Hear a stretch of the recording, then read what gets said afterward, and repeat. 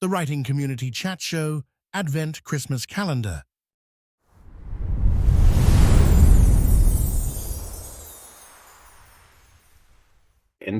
So if you could go back, or if you could give advice to a student that was like yourself, taking Mr. Ed O'Toole's shoes, what advice would you give to that student? Oh, wow. I think, well, I had Mr. Ed O'Toole and I had Mr. McCarlin and two just wonderful teachers in high school. McCarlin is retiring this year. Sad, but I'm happy for him. But I would say that, like, if you can find someone, if you're lucky and it happens to be a teacher that you have, great. And if you don't find that relationship and you don't feel that, like, there are other ways, especially in these times, to find that person, maybe online through a writing community, a workshop.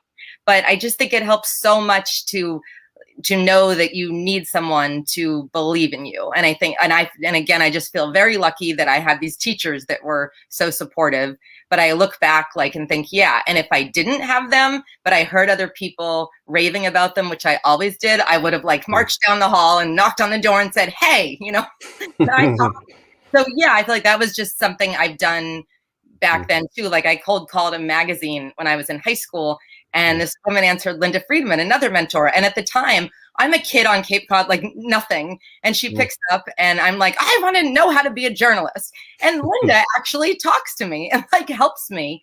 And we're still friends to this day. And I go back to that where I'm like, it's just so good to acknowledge what you want and try and get it and find it in someone. It's the good kind of, not stalking, but outreach. So moving on to a few of the staple questions then. These normally throw people off a little bit, and the reaction is normally quite funny. So the first question is, if you could change the ending to any novel, including your own if you wanted to revisit them, which novel would that be and why? Oh, yeah. I mean, I have...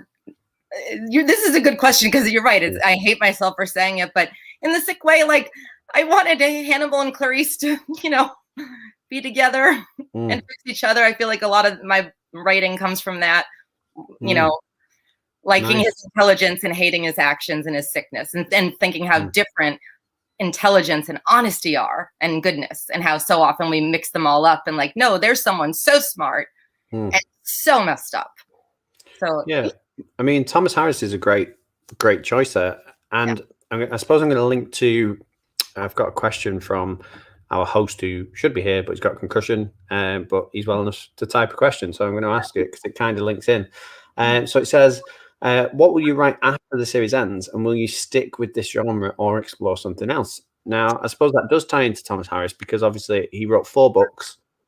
He kind of started with Hannibal where he was. Then he did the 3, and then it obviously went back as well to Hannibal's childhood. And then he kind of wrote nothing else for a long time, and then kind of ventured into something a little bit different. So I suppose if we go back to Chris's question, is that something that you would possibly do? Yeah, I think I feel so immersed in this right now. And in life, I always get into trouble when I think big about the future. It's I know that I'll keep writing. I feel like I have an addictive compulsion with it, and I'm happy to be that way. So, and I have a book that I put aside to get the U-books out about a woman.